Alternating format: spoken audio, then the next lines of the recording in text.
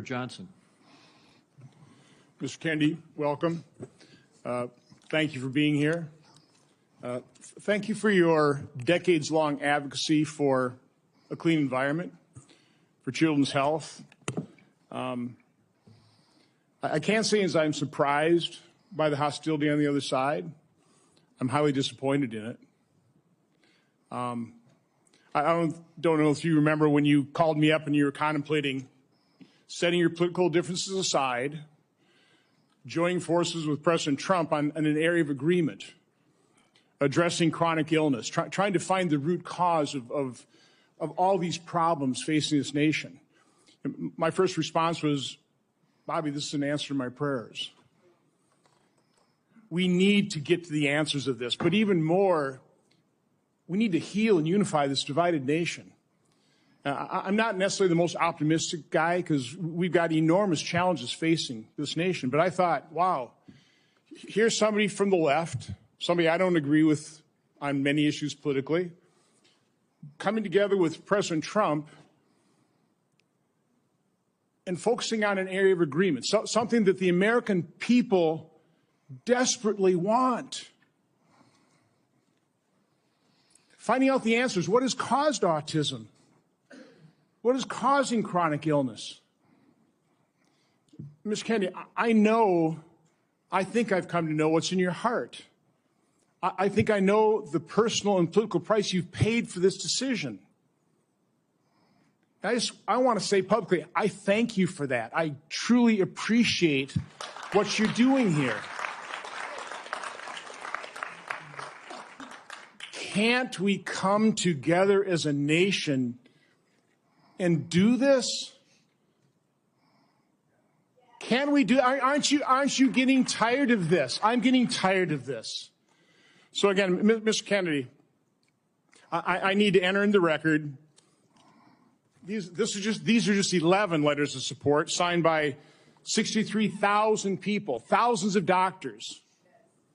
From the American Association of American Physicians and Surgeons, Independent Medical Alliance, the North Carolina Physicians and Freedom Group, Governor Jeff Landry from Louisiana. These are Americans, nonpartisan. A lot of these people, I know because I've advocated with you. A lot of them are Democrats. They put their political differences aside. So, Mr. Chairman, I'd like to enter this in the record. Without objection. I also do want to, Mr. Kennedy, as long as I have you here, I've written over 70 oversight letters to the federal health agencies under the Biden administration. I've virtually gotten squat out of them, okay? What I get is we get, for example, 50 pages of Anthony Fauci's emails redacted.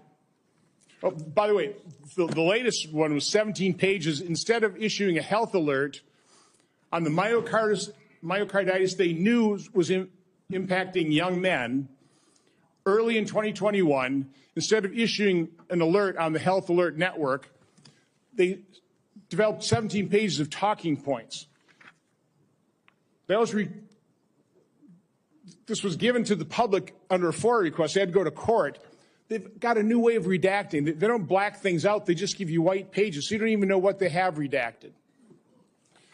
So again, I've issued a subpoena now to cover the information I've requested in 70 oversight letters. My question to you is, as Secretary of HHS, will you honor these requests from Congress, and will you make HHS transparent? Yeah, my approach to HHS, as I said before, Senator, is radical transparency. Democrats and Republicans ought to be able to come in and get information that was generated at taxpayer expense, that is owned by the American taxpayer. They shouldn't get redacted documents. Public health agencies should be transparent. And if we want Americans to restore trust in the public health agencies, we need transparency. I want to say something about what you first said. When I launched my campaign, it was about uniting Americans, Democrats and Republicans. There's no issue that should unite us more than this chronic health epidemic. There's no such thing as Republican children or Democratic children. These are our kids. 66% of them are damaged. I know what a healthy kid looks like because I had so many of them in my family. I didn't know anybody with a food allergy growing up, peanut allergy. Why do 5 of my kids have allergies? Why are we seeing these explosions in diabetes, rheumatoid arthritis, neurological diseases, depression, all of these things that are related to toxics in the environment?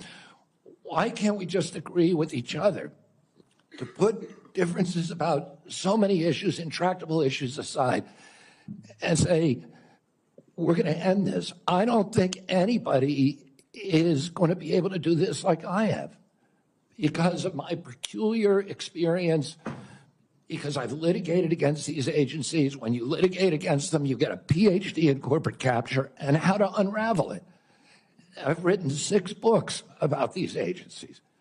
I know a lot about them, and I know how to fix it. And there's nobody who will fix it the way that I do because I'm not scared of vested interests. I don't care. I'm not here because I want a position or a job. I have a very good life and a happy family. This is something I don't need.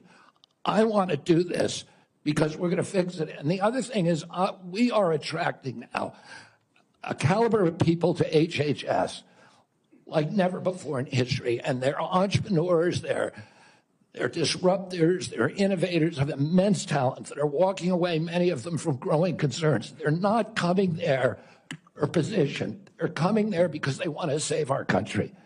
And they're from across the political spectrum. And all these Democrats are opposed to me for partisan issues. They used to be my friends, agreed with me on all the environmental issues that I've been working on for my whole career.